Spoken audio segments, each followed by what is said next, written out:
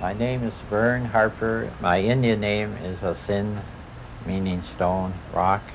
I'm a Cree elder, a traditional urban Indian, and I walk the Red Road.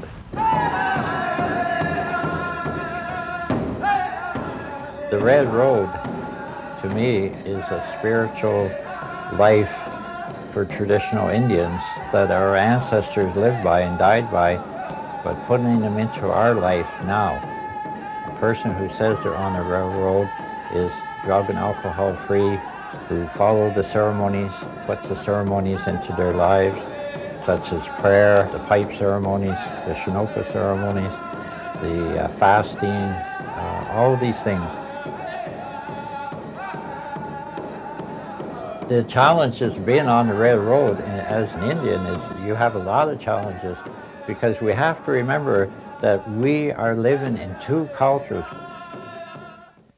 It's harder for us to practice and live our culture in a city, and yet many of us were born in these cities. Many of us don't have a place outside to go to, and so, but we're still Indians, and a lot of urban Indians have that. A lot of urban Indians are born here, raised here, die here, and they don't have a land base. Well, their land base is the whole country, but they try to survive here and pass something on to their children, and that's important.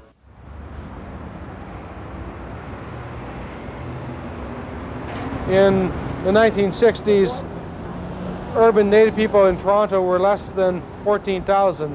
There are now 65,000 Native people living in Toronto. In Canada, 73% of Aboriginal people live off reserve. And of all of the Aboriginal people, 50% live in large urban centres, Toronto, Vancouver, Regina, Edmonton. So it's a very significant movement. Urban Aboriginal people have a difficult time in terms of economics, in terms of self-esteem, in terms of trying to figure out how we fit in. But over the years, the decades that we've left our home territories and come into urban areas, I think there are lots of successes. I think that there's a strong tie in urban areas to our culture because we're cut off from it, we're isolated. I think that the elders and traditional people who live in urban areas have done a tremendous job in keeping us grounded and reminding us who we are, reminding us to work with each other, to work for each other, to be united in our approaches, to look at the quality of life issues. Those issues, whether they're physical, mental, emotional, or spiritual, have been able to be tied together, those bundles maintained and carried forward for us.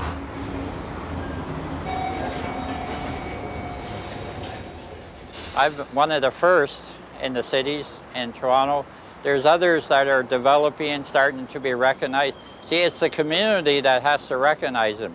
You just can't call yourself an urban elder. You have to be recognized by the people. And as the cities deteriorate more, the need for the urban elders is greater. The work is increasing. My work's increasing all the time, and people are coming to me and other elders. And wherever there's Indians in the cities, we need to have urban elders.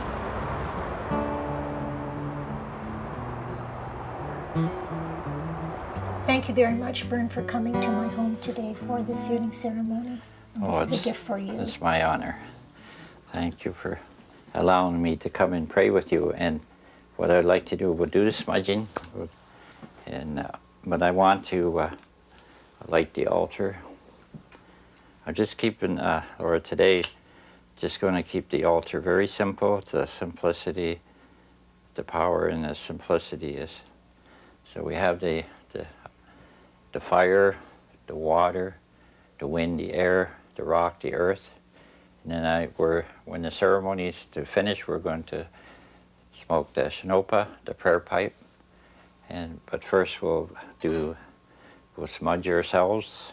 The reason I'm doing it is to remove any negativity I have towards someone, any negativity I have towards myself, and focus on good energy, and so that the spirits, I invite them to come into the ceremony.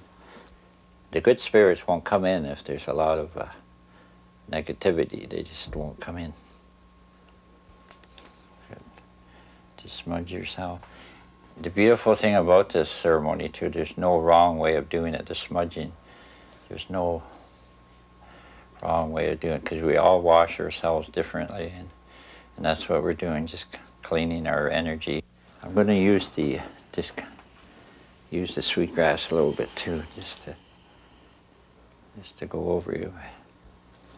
People ask me to do ceremonies. I do them because it's my gift, and I will do it because I've been trained to do it, but I also do it because it's my responsibility as a spiritual elder medicine man to do these things.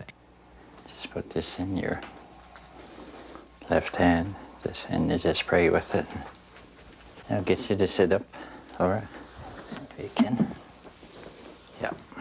Just put your feet flat, like that. Good. Okay. And what we'll do is we'll pray, then we'll smoke the pipe.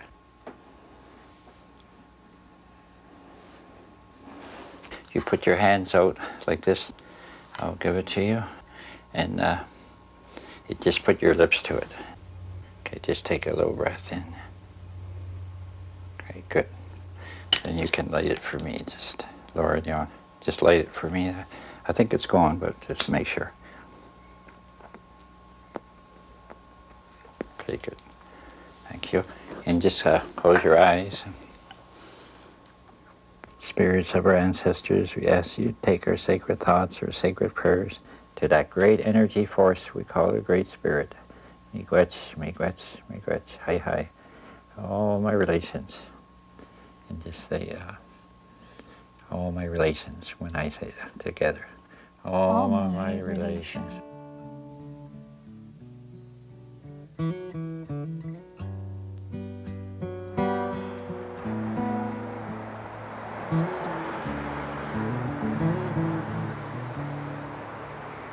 I remember when I was doing a ceremony, this man came up and said to me, and he was an Indian man, and he said, "Vern, why are you playing Indian?"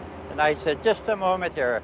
I said, "I'm not playing Indian, I'm an Indian, and I will always be one. I live it and I am. What are you playing?" And he had his hair, he was trying to assimilate, and he was acting, later he told me he was ashamed. And he said, "You are saying, you urban elders are saying, keep our culture alive, but we've been programmed to be defeathered. It's been painful to be defeathered, taking everything away, and now you want us to regain it." And I said to him, "It doesn't have to be that way. It doesn't have to be painful. It can be the most beautiful experience, a loving experience." And that's why we have the sweat lodges out of the cities, so we can go to. But we come back, work in the cities. That's why we keep the ceremonies alive.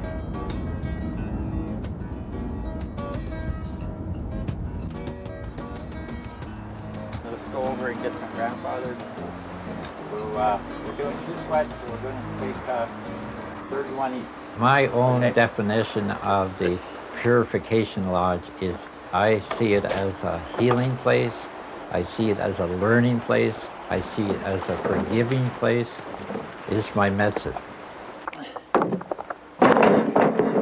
It's important that we keep count. We need 31 for each lodge. Yeah, I want this. When someone is coming for the first time, we ask of them to keep their minds open. It's a totally new experience, so that we try to get them to understand that it's a spiritual cleansing place, and that they are going in to suffer. There is amount of suffering, but the difference is that it's unselfishly that we go in there to suffer. We purify ourselves, mind, body, and spirit. The obstacles that I have encountered are a learned behavior that I learned in the course of my lifetime when I was away from this red road that I'm on now. That learned behavior that taught me how to be unkind to my brothers and sisters, how to be dishonest with my brothers and sisters, how to be selfish. This learned behavior is what I was taught when I was out there in the urban centers.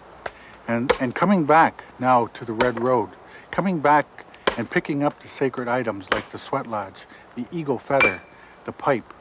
Picking up these sacred items is now giving me the strength to carry on in the way that my ancestors did, by teaching and by sharing the kindness that I learned here, the honesty that I learned here, the unselfishness that I learned here.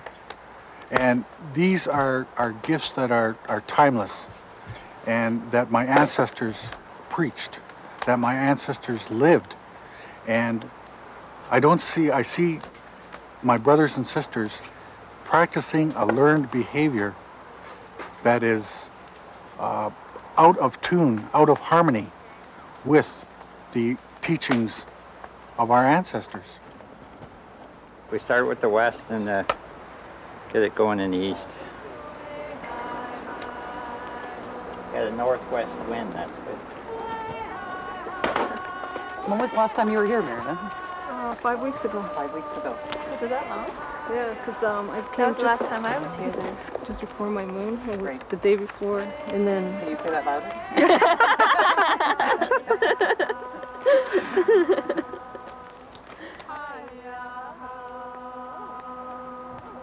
My dedication to this lodge is to serve the people. And when I talk about the people, I talk about the grassroots people and the people that come to pray here, the people who honor this, of all colors that come here. All are accepted. The greatest gift that I can give to the people is my service to the people, to the grassroots people. And they give me their greatest gift they can give to me is their love. And so the lodge is everything. It's everything to me.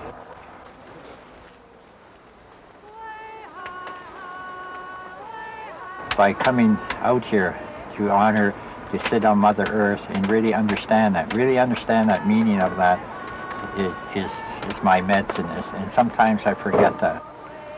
When I come out here, is to offer my pitiful prayer, but it's also to give thanks.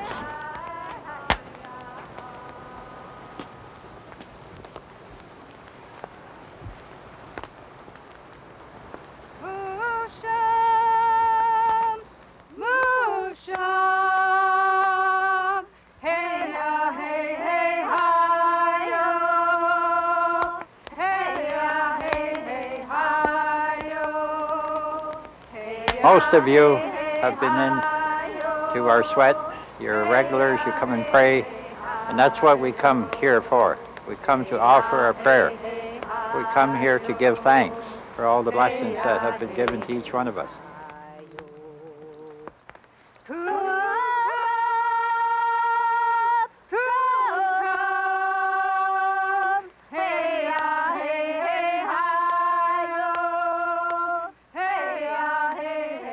When I come out here, I'm so thankful that I can get on my hands and knees and crawl into the womb of Mother Earth and thank her. And if people, I don't care what color they are, if they can humble themselves and crawl in and offer their prayer. If they offer their prayer up, that prayer will be heard.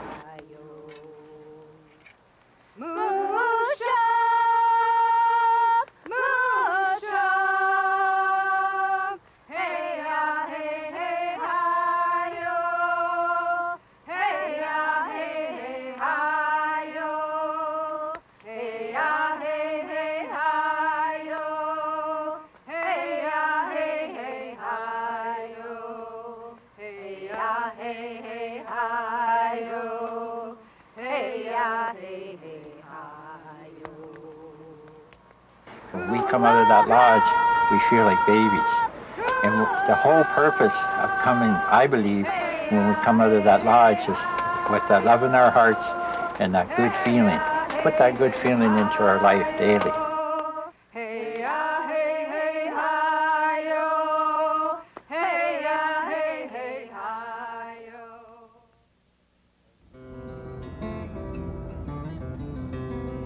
My wife Geraldine and I, we were told that we couldn't have any more children. And many years ago, I was told that I would be given a beautiful gift. And I always thought that the gift would be eagle feather or a medicine bonnet. When Cody was born, I realized that was the gift.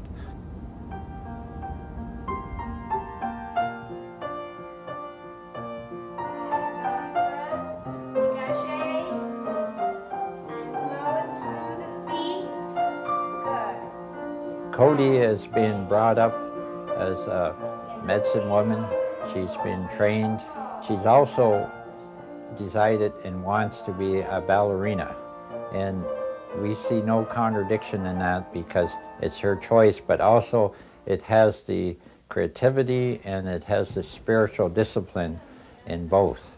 And so that, in fact, it reinforces both of the aspects of the different cultures. But it's a thing that she wants to do, and we reinforce it. On the other side.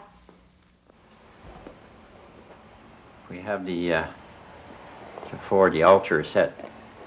You know, I talked to you many times about altars, how sometimes they can be really elaborate, and other times the simplicity. And we have the 4 sacred elements here: the fire, the water, the wind, and the earth. It looks like 3, but how many is there? 4. 4, yeah, and 4 is the magic number.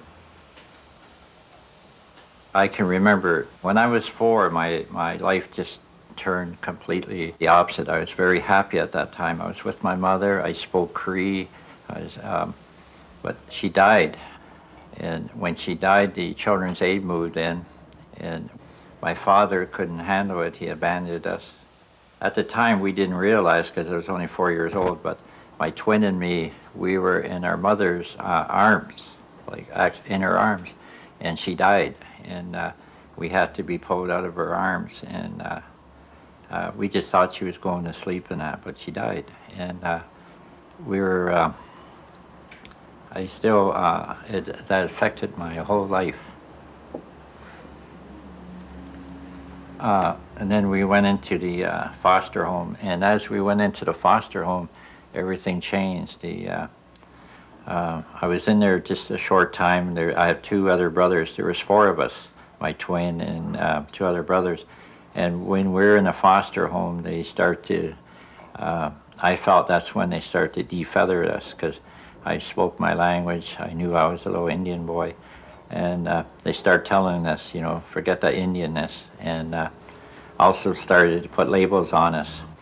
In that foster home, that's where I felt I was defeathered. Different things in my life have affected me, and I seem to have like one life, and then I move on into another. And getting to the red road has been a good one, but also painful. And part of that pain has gone through the drugs and the alcohol. My whole life just became a disaster. And one time I was totally out of it. I was in the gutter in Lethbridge. I had no shoes on, no nothing. I was just a mess. And this old Blackfoot elder seen me there, come and talk to me. And all the things I'm doing now as a medicine person, everything, he told me would happen. And I thought, well, he's crazy. He's a crazy old Blackfoot. What does he know? But he predicted my future, and he told that what I would go through.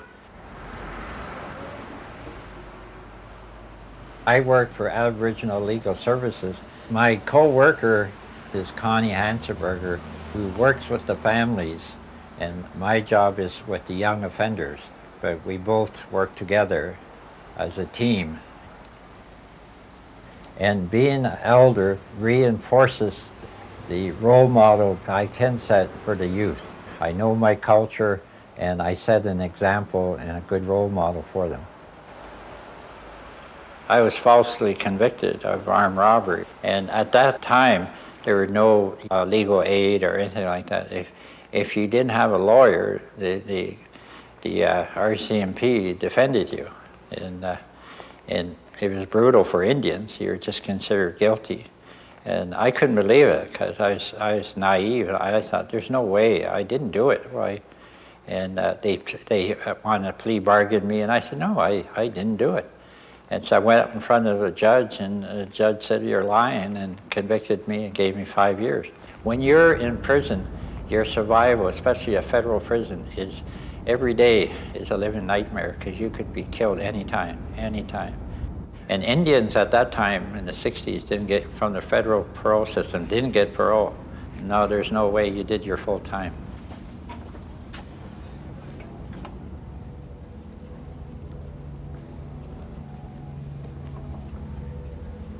And you know, a lot of the prison work I do and that work I do on the streets, I don't say to the guys, I know what you're going through. I wouldn't insult them. But I can say to them honestly, I have a feeling what you're going through.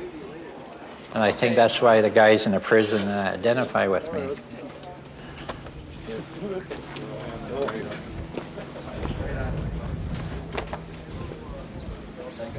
I have served the Native Indian Brotherhood at Workworth Penitentiary for about 12 years now. I am, to the Native Brotherhood of Workworth, I am their spiritual advisor. I teach the culture to them. They're from many nations, so I teach basic things that apply to all the Red Nations. But I am their spiritual advisor, and I'm also their traditional teacher. Again, I'd just like to, I thank you and for allowing me to come. And my wife has always thanked of you men, especially the ones who have made a commitment to follow the Red Road. Each one of you has your own journey in life. It's your journey. It's not my journey. It's your journey. I'd like to hear from my old friend who I've known before he came in here, and who I'm teaching whenever I can get him down to the lodge. If I can get him down there, I won't say any names, but we'll pass the feather to him.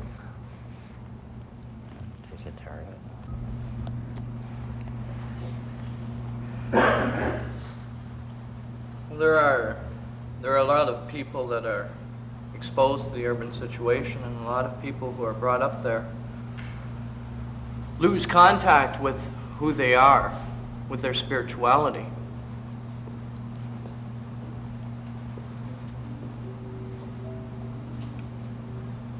When they lose contact with their spirituality and who they are, they go to other means.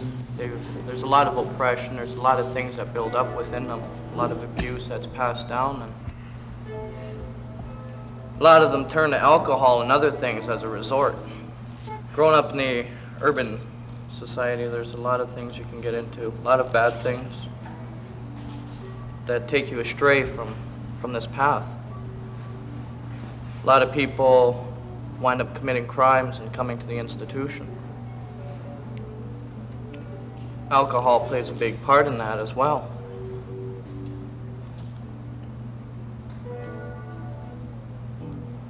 A lot of us rediscover ourselves within the institution through the help of people like Vern coming in.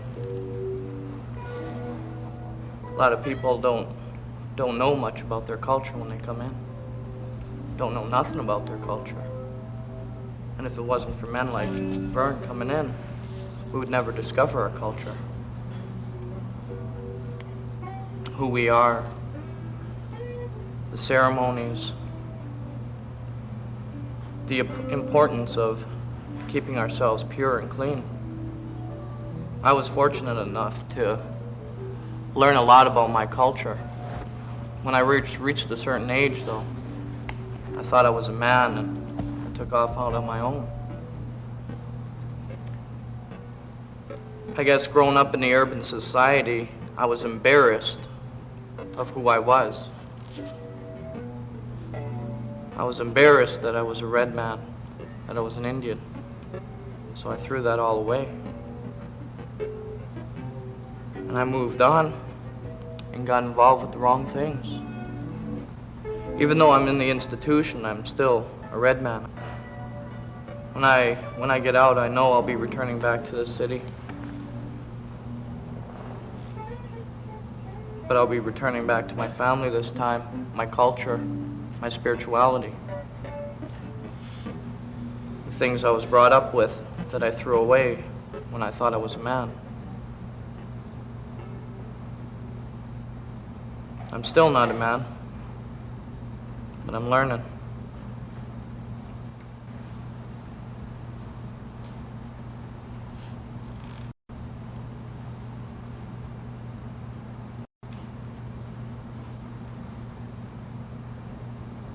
I'm glad to have woken up on my relations.